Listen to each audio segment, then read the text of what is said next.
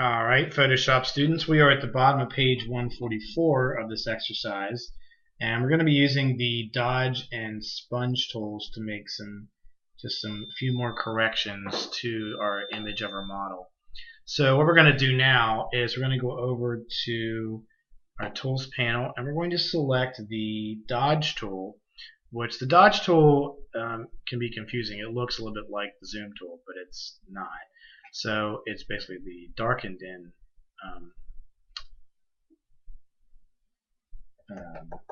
hourglass, not hourglass, but magnifying glass.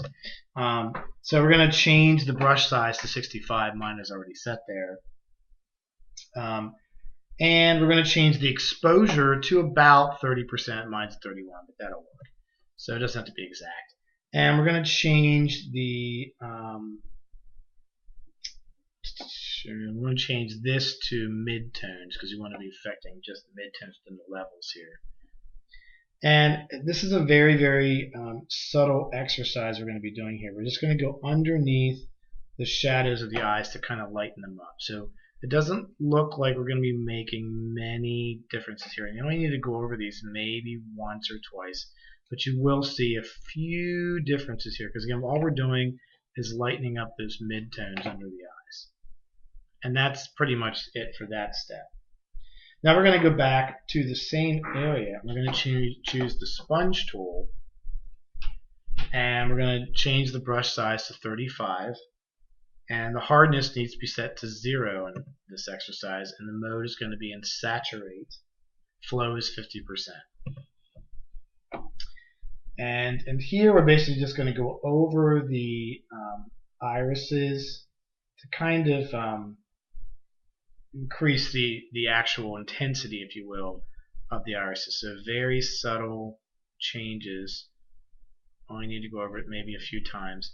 And basically what this does is it kind of makes the color kind of pop out of the irises themselves.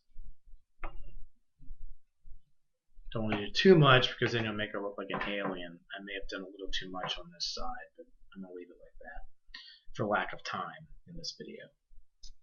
Last step we're going to do, we're going to go back to the dodge tool, and now with the dodge tool we're going to lighten back up the areas above the eyes. So we can make some minor adjustments. We're going to change this to shadows because we have more of a shadow up here as we're trying to lessen. Not before we did midtones. In this case we want to actually lessen the shadows area. But the other settings of the brush and hardness and exposure is perfectly fine right where it is. So in this case we're just going to go right over top of the eyes, try to lessen the shadows above the eyes. It'll make some very subtle differences, not a whole lot. I'm almost doing too much there, gotta be careful. And that's pretty much it for this exercise. Now there's more to this that I'm expecting you to do on your own.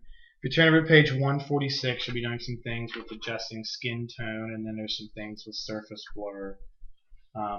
There's a lot of other good exercises in this chapter with getting rid of red eye. There's some really cool stuff in the back of the chapter with adding depth of field to images, and I'm expecting you to go over that.